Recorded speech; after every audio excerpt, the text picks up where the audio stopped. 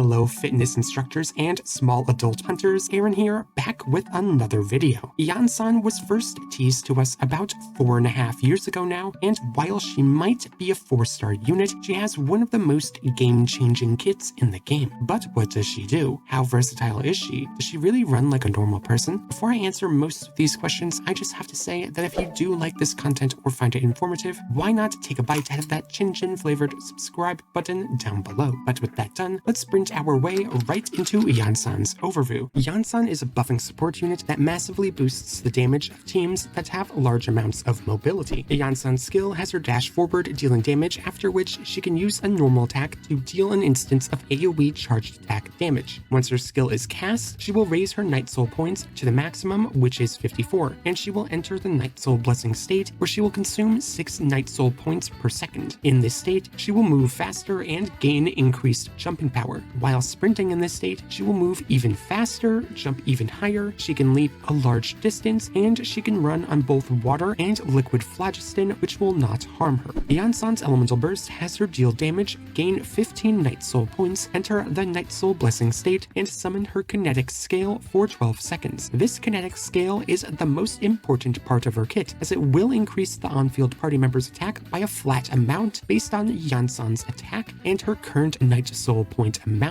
The flat attack granted by this Elemental Burst will be 27% of Iansan's current attack if she has over 42 Night Soul points, or it will be 0.5% of Iansan's current attack for every Night Soul point she has if below 42 Night Soul points. This buff has a cap that scales on talent level, though it would grant 690 flat attack at talent level 10, which requires no less than 2,556 attack to cap. Additionally, while this skill is active, it will log the distance moved per second and then convert that distance moved into Night Soul points for Iansan once per second. This distance moved conversion is very lenient, as it technically grants Night Soul points to Iansan based on animation movements rather than specifically distance traveled. So certain idle animations and skills or bursts can grant her a decent amount of Night Soul points. For example, it has been confirmed that simply swapping characters would grant Iansan anywhere between 0.1 Night Soul points and 0.5 Night Soul points. If an action that barely has any sort of animation gives her that many Night Soul points, then you can just imagine what a character like Cyno would end up granting her. If we use him as another example in this context, Cyno's elemental skills should enable him to keep Iansan's attack buff capped out